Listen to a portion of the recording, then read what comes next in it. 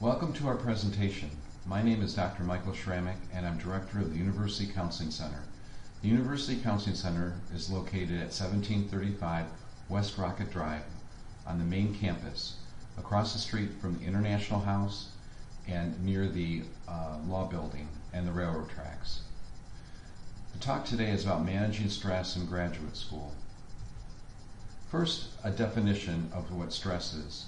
Stress is commonly accepted as a definition that includes a condition or feeling experienced when a person perceives that demands exceed their personal or social resources and they're having difficulty mobilizing themselves as a result.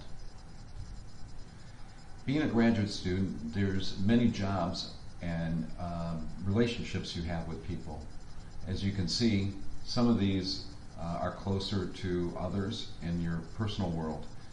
At times, sometimes your job or your relationship in a particular area becomes bigger and encompasses other areas that you might have to, that would be impacted on. As a graduate student, many times your position demands greater access to resources that you may have, and it may overpower some other areas in your life. That may produce stress.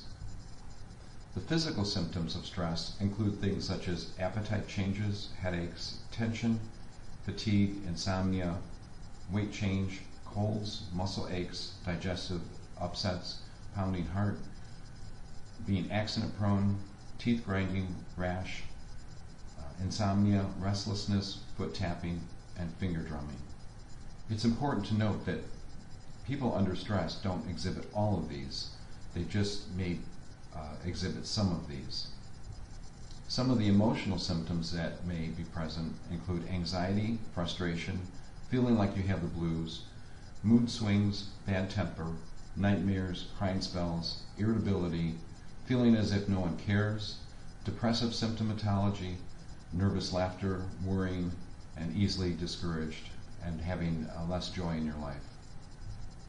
And then finally, some cognitive symptoms that may be present include forgetfulness, dulled senses, low productivity, a negative attitude, feeling confused, having lethargy, feeling like your mind's whirling, having no new ideas or difficulty generating new ideas, boredom, feeling spaced out, a negative self-talk that you may have, and then poor concentration.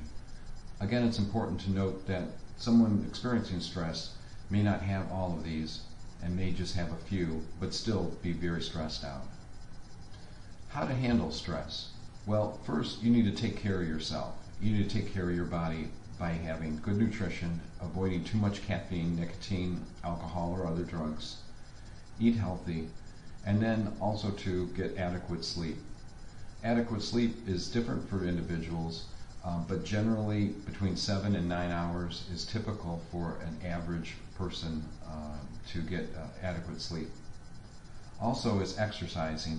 Ideally, if you can exercise 3 or more times a week, about 20 or 30 minutes is satisfactory to feel like you're getting some exercise and reducing your stress. Also, on ways to handle stress includes time management. Make a list, have fun checking them off, and getting things done. It's a good way using lists to not only use time management skills, but also feel like you're making progress in larger projects that require several steps to complete. Next, in time management, you should also prioritize. Do maybe the more stressful, more difficult items first to get them out of the way, leaving the ones that are easier or smaller tasks later if possible. That will help reduce stress. And also, do not take too much time on particular tasks. If you feel that you're not getting anywhere, maybe it's a good idea to skip that one for now and come back to it another day. Know your limits, know what you're able to do in a given period of time, and also remember that time is a checkbook, not a rubber band. By that I mean that if you have difficulty with tasks and they take too long, it's like a checkbook. You've taken too much money out of your checkbook and you need to put some more time in. So if a particular task is taking too long, you're going to have to find a way to make that up. It's not a rubber band. You can't stretch it unlimited. Another example might be sleep. If you do not get enough sleep, you need to find a way to try to get some rest to be able to function adequately. You can't keep shorting yourself on things like sleep or some of the needed things you need to do.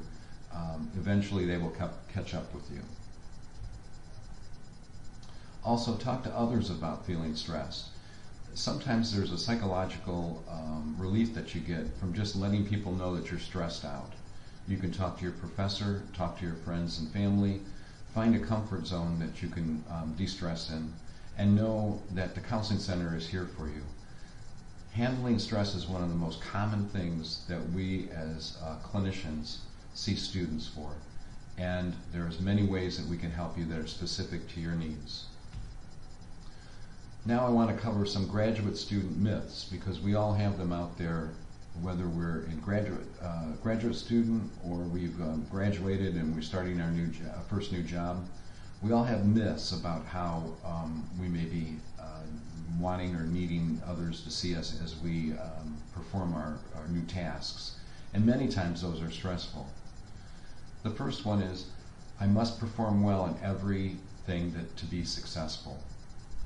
That's a myth, of course. You don't have to be successful in everything you try to do.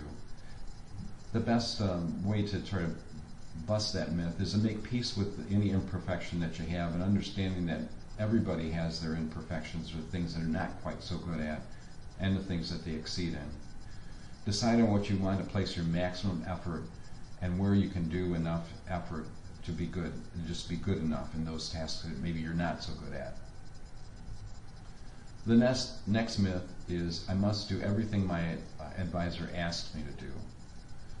What might be helpful is to set boundaries that are not too rigid, but are also not too loose.